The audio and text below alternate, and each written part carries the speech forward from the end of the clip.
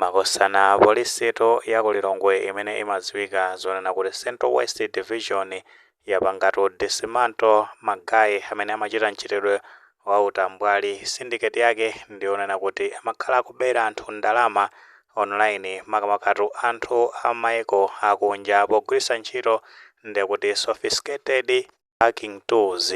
Yetu beyond fraud imeneyi magayi amenewa apezanso ndi mlandu opanga traffic ndekuti achinyamata okwana 18 achinyamata aku Malawi amenewa. Anthu kumazafunsa kuti nkhani yake zikuti wanji tafotokozani bwinobwino chachitika ndi chani. Ndithu makosana tikaona chithunzi chimene chikusewera pasikeni patopo paleto magayi amenewo ndekuti pali ma Chinese pamenepo komanso Amalawi.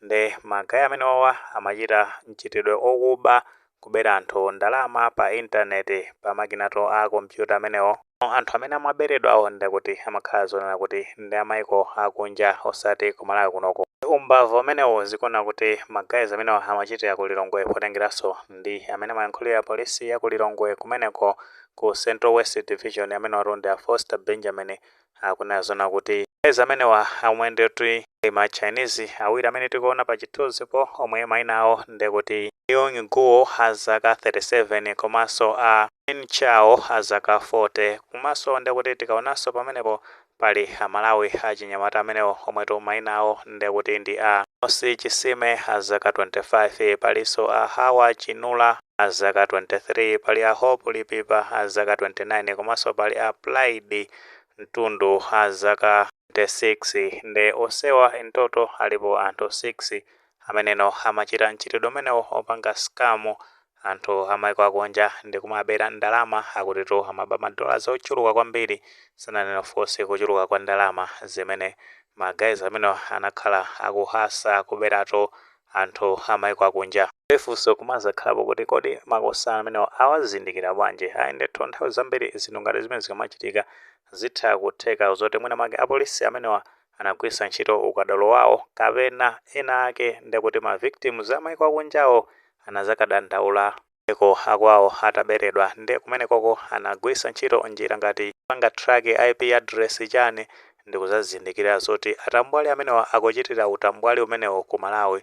Ndeno mwina pamene amazapanga tipi apolisi kuti mupite pa location yakuti fa IP address ja imazaonesa bwinobwino location ya pamene munthu ali china chonse bwinobwino ma details amatha kupanga haki china chonse ndikuziwa bwinobwino. Atikiza pamenepo amatha kuziwa ma phone numbers yawo ndekuti mayina ndi zina zotero ndimene amatha kuchitira anzathu amene ali ndi ukadaulo kumaiko akunjawo ndi nkutheka kuti amenewo ndi amene anapanga tipi apolisi kuti mupite plot yakuti location yakuti china chonse kwapasa bwinobwino nchifukwa yake anakwanisa mwina kukambwandira atambwali amenewa. To kumeneko polisi akuti inapeza katundu ochuluka kwambiri okhuzana ndi za IT kapena za makompyuta zichani aso kuona pa chithunzi chimene chikusera pasikeni patopo ndekuti pamenepo makosana amenewa anyamula alese kompyuta yake nde akunena zona kuti anapezako makompyuta amene amakhala ndi inbuilt ameneyo ndekuti makhala ndi zonse momwemo ndekuti monitor komanso CPU nde makompyuta amenewo akuti analipo 32. Pezakonso maluta ndekuti a internet okwana 18. Pezako printer imodzi ndekuti anapezako server ya CCTV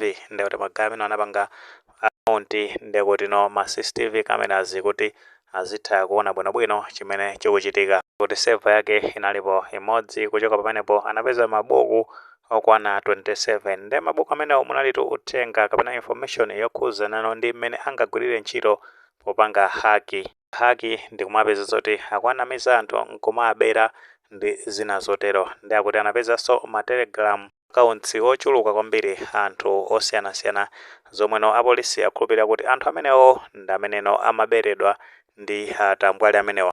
Paja monga mmene tafotokozera kale kuti sinkhani ya maneno ndalingi yokha komanso anakhuzidwa ndi nkhani ya trafficking achinyamata okwana 18 kumeneko Amalawi. Ndi akuti chimene chinachitika nchona kuti magayi amenewa anazanamiza achinyamata amenewa kuti tikulembani ntchito osiyanasiyana kumeneko nde zinapezeka zoti achinyamatawo atafika kumeneko mamoti azigwira ntchito zimene ankawauza kuti awalemberazo anapeza zoti asintha zochita kwamba nokwakakamiza madola amenewo kuti azikhala akugwira ntchito zimenezo zopanga haki ndi kumapanga skamu anthu amaiko akunja, ndi polisi yakwanisa ndithudi kupanga free achinyamata amenewo. Ato kumazati ayi mulimbana nawo bwanji amenewa poweza kuti samabera Malawi amakhala akubera amaiko akunja komanso ndi kuti amakhala kubweza madolars chanchani. Ndithu zimenezo sizabwino chifukwa chonena kuti imakhala zikuyipisa dziko, ndi kuti ngati national security ya dziko limeneyo imakhala zona kuti security yake yamba kufoira pamenepo. Crackdown imene apolisi achita pamenepa achita bwino kwambiri. Zinthu ngati zimenezi maiko ambiri aku Africa kunoko amapezeka zoti akupanga zimenezo singati imene kumalawi kunoko tithoka nayo kuti ndiyoyamba. Ine wake ngati zinachitikapo komano ngati ndi information imene tinayo zikuona kuti kesi ngati imeneyi ndiyoyamba, koma kwambiri zimakonda kuchitika kumaiko ngati ku Nigeria ndiye kumeneko kwambiri ntchitidwe wawo ndi umenewo. Chifukwa tinazoona kuti last year mu chaka cha 2025 nazoona kumeneko kuti a EFCC anazambwandiranso anthu okwana 170 amene oto anali ma China ameneyo panga operate mchitidwe ngati umenewo kunali ku Lagos komanso ku Abuja. Nino ku dziko la Zambia tinazoona kuti kesi ngati imene inazachitikapo mune mu chaka cha 2024 chamwe April mmenemo anazambwandiranso ma Chinese amachita mchitidwe ngati umenewo, ndikuti ndi anthu aku dziko limene la ku Zambia kumeneko kumakhala kubera anthu a maiko ngati ku Peru, ku UAE. On global context zikuonera kuti Chinese amenewa ampano kuchoka ku maiko akwawo maso maiko ena amene amakhala akuchita mchitidwe ngati umenewo ngati ku Myanmar ndi kuti no ku Cambodia ndi kumene kunali mchitidwe ngati umenewo wamphamvu kwambiri kumene amakhala akuchita utambwali ngati umenewo. Ndi after crackdown imene inakhala ikuchitika kumeneko ndi kuti no ayambano kuthawa ku maiko amenewo kumabwera no ku maiko aku Africa ndi apaso amene tikuona kuti ku Malawi afika kumachita mchitidwe ngati umenewo. So it's good kupanga crackdown ndi kuti ma syndicate ngati amenewa chifukwa ndeti sirira sizingachitire bwino dziko. Komanso ku Malawi kuno timazaona kuli atambwali ena ake amene amakonda kunamiza anthu a KYC chani namawina mphoto chani amakhalanso akuchita mchitidwe ngati umenewo. Miza anthu ena amakhala kumatumiza malinki kandi pa Facebook kandi pa WhatsApp apangane click link imeneyo chani wangopanga kliki ndaura mapeza kuti anthu amene aja akwanisa kukhala ndi access ya information yako kenako ndikukwanisa kubera ndalama ngati una ndi ndalama ma accounts. So timafuna kusamala kwambiri pa mchitidwe umenewo ukuchulukira ambiri akukhala kunamizidwa kumapeto ake kumaberedwa akumakatumiza ndalama kwa agency kumene ifeyo tinaonapo ndithu nzathu wina wake walala kumene timakhalako atanamizidwapo kumapeto ake ndikupeza kuti waberedwa ndalama. So tizikhala vigilant kwa atambwali ngati amenewa. Padikiza pamenepo ndikuti polisi komanso aboma ndikuti ka via makla mutathandiziraponso kupanga crackdown mchitidwe umenewo makamaka wa atambwali aku Malawi kunoko pamenewa akusaukisa anthu akubera anthu komano yake ndimene ofuna mutapanga ndithu upgrade kama systems anu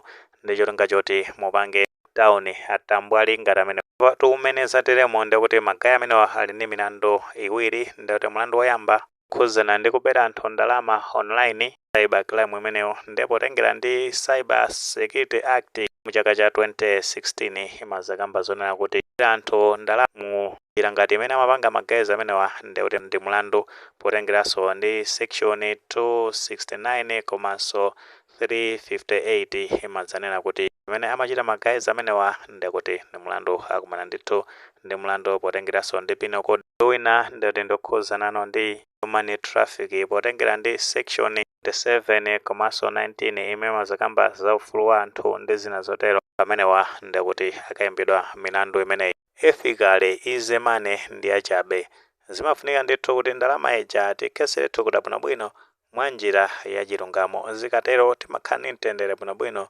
komano tikana zoti timenye njira za madulira ngati amene zachitikira ndi madulu amenewa mapeto ake umakapeza kuti okathera muchitoposi mavuto ndithudi. Ifake nthawi zambiri timanena zona kuti tiyeni tilimbikire kumenya haso yoziwika bwinobwino zikatero timakhala pa mtendere. Bravo ku polisi ntchito yotamandika kwambiri. Izi ndi zimene zimafunikira kuti ake kandi kuti obwera kuchoka kumaiko ena ngati amaona kuti ku Malawi ngophweka apapa amba kuchita mantha kuti kumene kuja chitetezo cha dziko ndi chokhwima. Teka tomwe ndi maganizo pa nkhani imene pamene tunazo nati ku Lilongwe iseto yakwanisa kumbwandira atambwali amene amabera anthu ndalama kumaiko akunja pa makina a kompyuta zera pa intaneti. Ngati maganizo amene alipo mutoforoza mu comment section, koma molemekezaso maganizo anzathu. Sewole panga like video imene komanso panga subscribe channel imene cha Fox Malawi News 8 njengoti nkhani zambiri zikamachitika ndio tizitha kupezani mosavuta.